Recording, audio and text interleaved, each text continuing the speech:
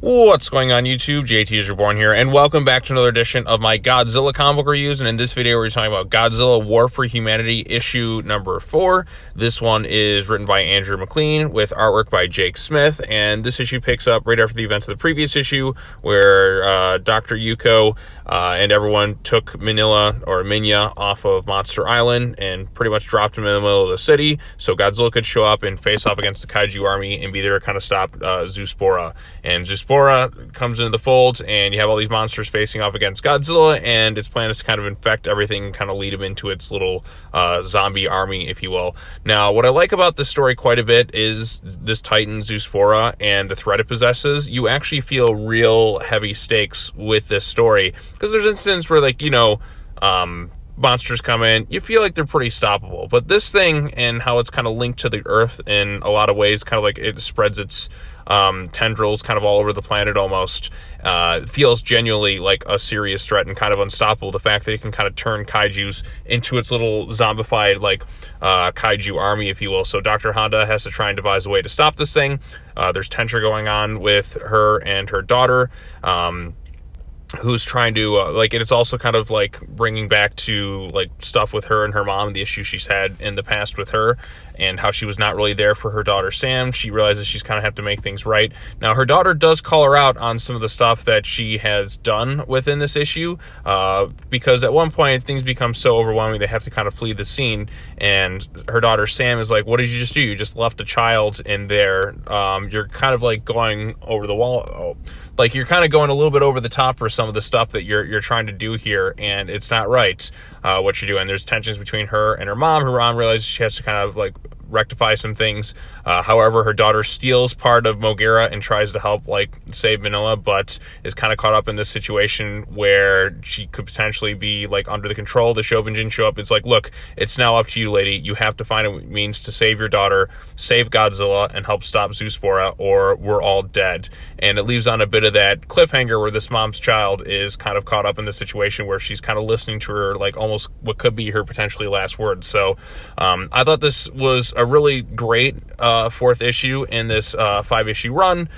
You feel the tension there. The artwork by Jake Smith, I absolutely love this style and the way the monsters are designed. You can see how expressive they are in certain situations. You feel the stakes, obviously, with this Zoospora character, and even like detached from the Earth, it just keeps kind of like growing back. And it's like, where is the source of this thing? How do we stop it? I feel like it's going to probably tie back into that weird, creepy looking face thing we saw a few issues ago.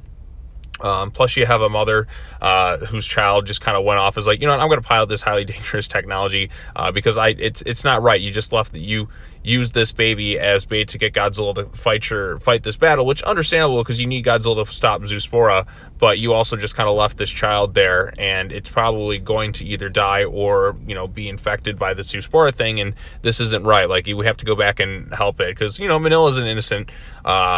It's a lot different from Godzilla in a way, in terms of personality. It generally likes people, a little bit more playful.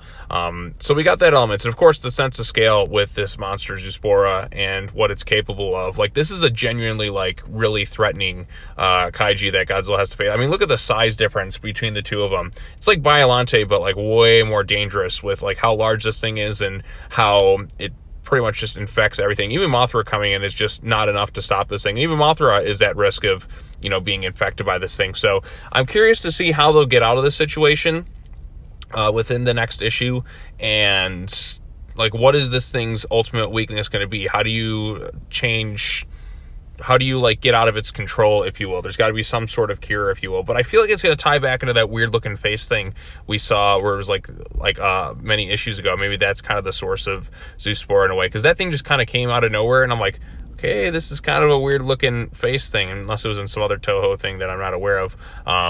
But yeah, and also like what's going to happen with the mom and like her connection with that full check guy, that really rich billionaire tycoon or whatever. So there's a lot of moving pieces. We have one issue left, so it leaves on a bit of an intense cliffhanger.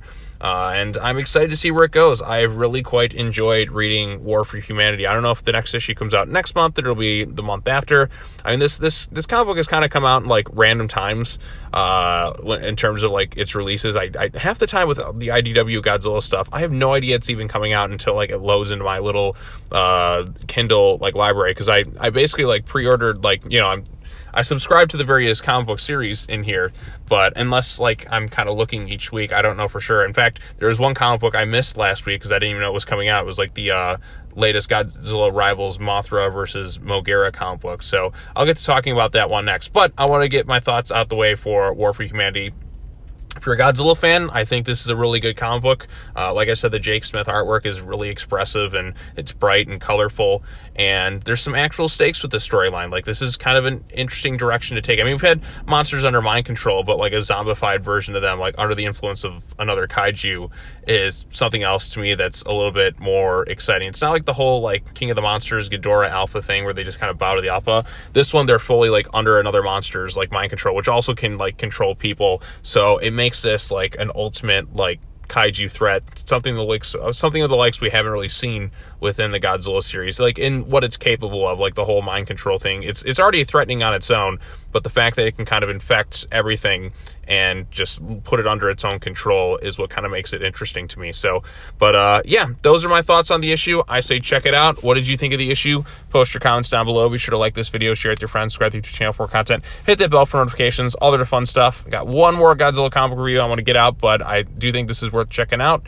And yeah, that's all I have to say. As always, take care now. Bye-bye then, and I will see you all